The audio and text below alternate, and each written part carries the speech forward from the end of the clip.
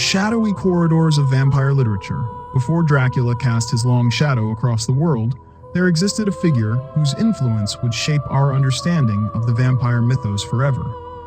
Her name was Mircalla, also known as Millarca and Carmilla, a shape-shifting predator who wore many masks but always retained the same deadly purpose. Welcome to this exploration of one of literature's most fascinating vampires. Today, we'll unravel the mystery of Mircalla, the Lady Vampire, examining not just the character herself, but the revolutionary impact she had on Gothic fiction and vampire mythology. If you find this journey into the shadows intriguing, I invite you to subscribe and follow the channel. Your support helps us continue exploring these dark corners of literary history. Our story begins not in folklore or ancient legend, but in the creative mind of Joseph Sheridan Le Fanu, an Irish writer who published Carmilla in 1872 in his collection In a Glass Darkly.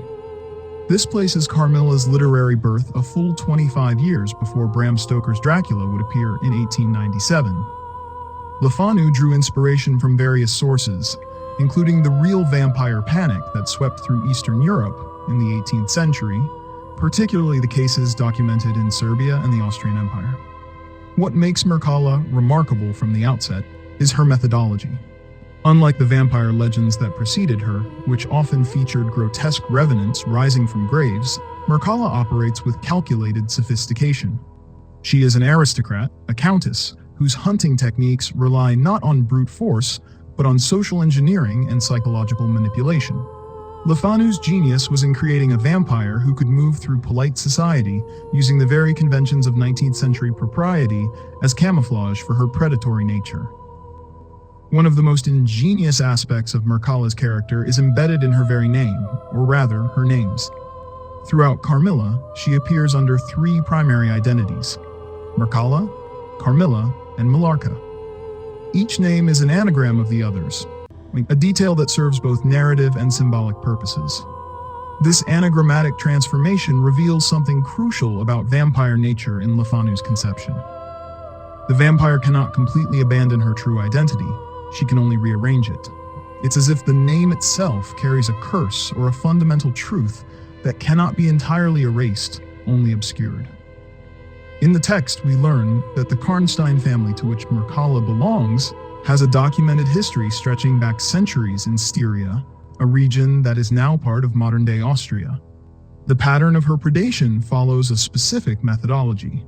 Mircalla engineers accidents that leave her stranded near potential victims' homes, always presenting herself as a young woman in distress requiring shelter.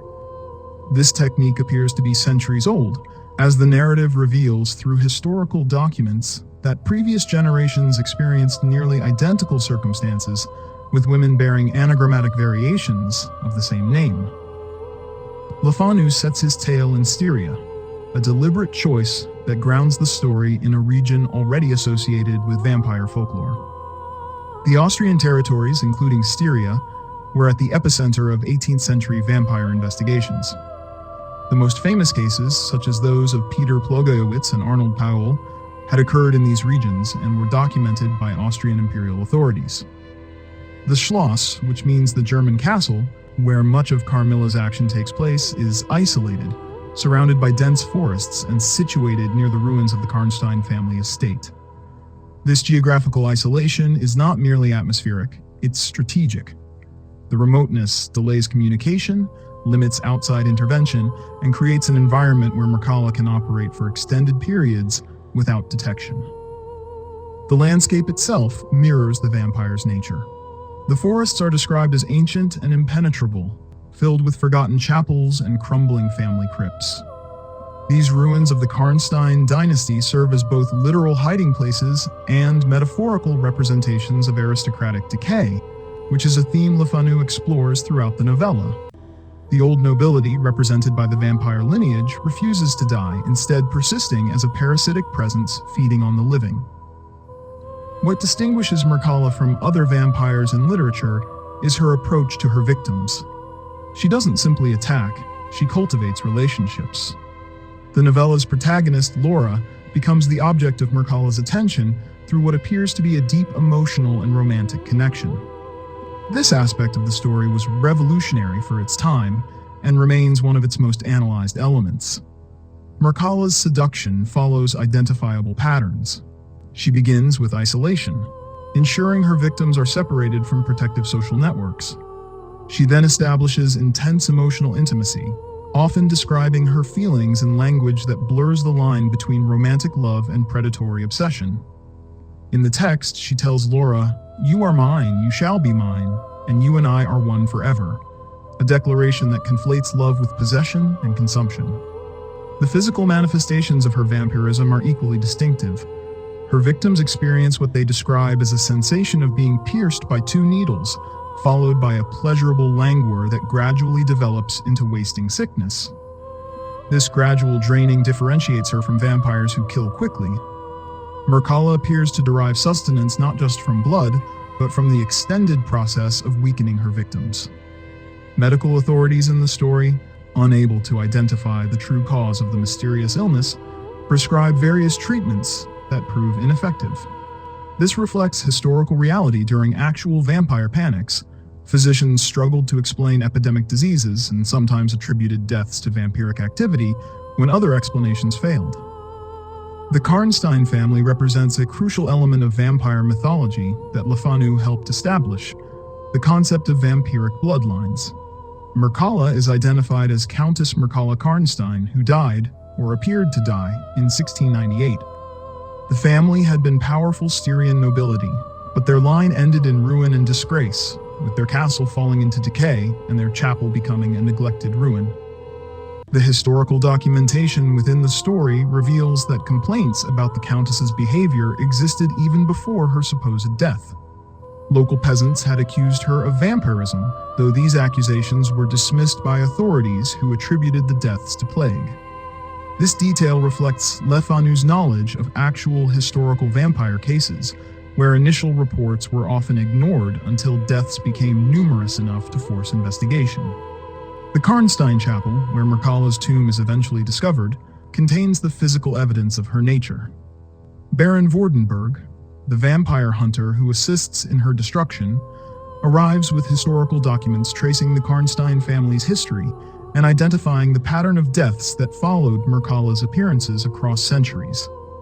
These documents, described as including many pamphlets and papers, collected by his ancestor who had dealt with the Karnstein vampire previously, established the methodical, research-based approach to vampire hunting that would later appear in Dracula. Through Baron Vordenberg's expertise, Le Fanu establishes specific rules governing vampiric existence that would influence vampire fiction for generations. Vampires, according to the lore presented in Carmilla, must return to their coffins periodically.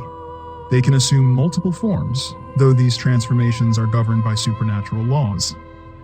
Mircalla is described as appearing sometimes as a monstrous black cat with fiery eyes, and at other times as a spectral female figure. The vampire cannot enter a home uninvited, though once invited, the threshold's protection is breached permanently. This rule explains Mircalla's elaborate schemes to be rescued and brought into households as she requires that initial invitation. Additionally, vampires are bound to certain geographical areas, typically remaining near their burial sites, though they can range outward from this center point. The method of destroying a vampire, as detailed in the text, requires specific procedures. The body must be exhumed, the head severed with a specific stroke, the heart pierced, and the corpse burned. When Mircalla's tomb is finally opened, her body appears unchanged by death, with blood filling her coffin, and her features showing signs of life, like her eyes are open, and there is color in her cheeks. This detail, drawn from actual accounts of exhumed corpses during vampire investigations, reflects how decomposition processes were misunderstood in earlier centuries. One of the mysteries Le Fanu never fully explains is how Mircalla became a vampire. We know she committed suicide, and Baron Vordenberg reveals that his ancestor feared this would transform her into a vampire. But Le Fanu provides no explanation for why she took her own life, nor does he clarify whether all suicides result in vampirism, or if Mircalla's transformation involved other factors. Perhaps her aristocratic bloodline, a family curse, or circumstances surrounding her death. This ambiguity has frustrated readers for over 150 years, making Carmilla's origin one of Gothic literature's most intriguing unsolved mysteries. The impact of Carmilla on vampire literature cannot be overstated. When Bram Stoker wrote Dracula 25 years later, he borrowed extensively from Le Fanu's work. The concept of the vampire as aristocrat, the use of historical research to combat the creature, the transformation into animal forms, and even the structure of using multiple narrators and documents, all these elements appear first in Carmilla. Mircalla established the template for the seductive vampire, a creature who operates through psychological and emotional manipulation rather than mere physical terror. This influenced countless subsequent works, from Anne Rice's Vampire Chronicles to modern vampire fiction and film. The ambiguous relationship between vampire and victim, where fear mingles with attraction, became a defining characteristic of the genre. Le Fanu's work also preserved elements of actual 18th century vampire folklore that might otherwise have been lost to literary history. His research into Eastern European vampire cases, combined with his Irish Gothic sensibility, created a synthesis that captured both the superstitious dread and the rational investigation that characterized the historical vampire panic. Mircalla, the Lady Vampire, remains one of the most sophisticated and influential creatures in Gothic literature. Born from Le Fanu's pen in 1872, she predated Dracula and in many ways surpassed him in psychological complexity. Her multiple identities, her aristocratic bearing, her predatory relationships, and the specific rules governing her undead existence all contributed to shaping how we understand vampires today. The story of Mircalla reminds us that the most effective monsters are those who can move among us unseen, who exploit our emotional vulnerabilities, and who turn our own social conventions into weapons. In an era of scientific rationalism, Le Fanu created a vampire who could challenge both superstition and skepticism, a creature who exists in the shadows between belief and disbelief. Thank you for joining this exploration of the Lady Vampire's dark legacy. If you enjoyed this journey into Gothic literature, please subscribe and follow for more episodes exploring the fascinating figures of mythology and fiction. The shadows hold many more stories waiting to be told.